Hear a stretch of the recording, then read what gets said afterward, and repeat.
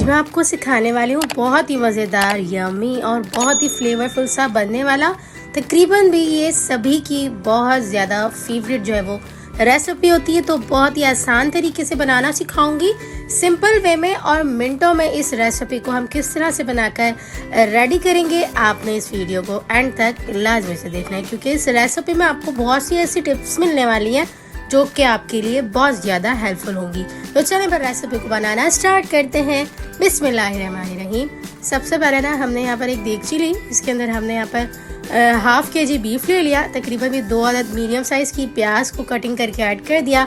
1.5 table spoon लहसुन और अदरक का पेस्ट ऐड कर देंगे। साथ ही यहाँ पर हमने 2 टुकड़े छोटे छोटे दालचीनी के ऐड करके ना 4 से 5 लौंग ऐड कर दी। 1 टेबल स्पून लाल मिर्चों का पाउडर, 1 टेबल स्पून नमक और हाफ टी स्पून हल्दी पाउडर ऐड करके ना हमने यहाँ पर 2 अदद बड़ी इलायची भी ऐड कर दी हुई है। पहले हमने बड़ी इलायची ऐड की थी, अब हमने दालचीनी के टुकड़े ऐड करके 2.5 गिलास के करीब पानी ऐड करके ढक्कन बंद करके इसे तकरीबन जो है वो आधा घंटा के लिए गलने के लिए, कुक होने के लिए छोड़ दिया हुआ है।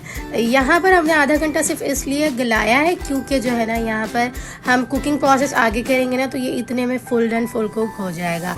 अच्छा, इस टाइम पे आके ना हमने इसका तमाम पानी अच्छे से ड्राई करना है। उसके बाद यहाँ पर हमने टमाटर और यहाँ पर हमने जो है ना धनिया पाउडर, गरम मसाला पाउडर, भुना कुटा ज़ीरा, कुटी हुई लाल मिर्च पाउडर ऐड करके ना अच्छा सा भूनने के बाद यहाँ पर इस टाइम पे आलू भी ऐड कर दिए थे। आलू को हमने तकरीबन भी 10 मिनट तक अच्छा सा गलाया। उसके बाद जो है ना लास्ट में हमने हरी मिर्ची और हरा धनिया ऐड कर दिया। अच्छा, यहाँ पर जो मेरा क्लिप था ना वो मिस हो गया, तो इसलिए मैं आपको बता रही हूँ कि हमने यहाँ पर प्याज के पानी को ड्राई करने के बाद टमाटर ऐड किए।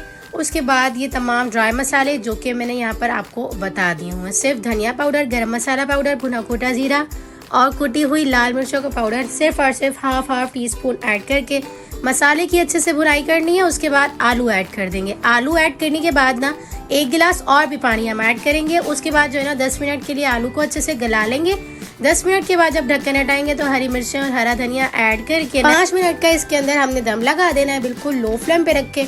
उसके बाद हमारा मज़ेदार सा आलू गोश्त बन के रेडी हो चुका हुआ है। बिना हमने इसके अंदर दही ऐड किए, बिना ज़्यादा स्पाइसेस ऐड किए, बहुत ही लजीज सा शोरबे वाला हमने यहाँ पर आलू गोश्त बनाकर रेडी किया। तो मेरी इस रेसिपी को आपने अपनी रेसिपी में ज़रूर से ट्राई करना है और फीडबैक ज़रूर से देखे जा रहा है आपको यार रेसिपी कैसी लगी। तो चलें फिर मिलते हैं नेक्स्ट वीडियो में। जब तक अपना ख्याल रखिएगा, मुझे दुआओं में याद रखिएगा।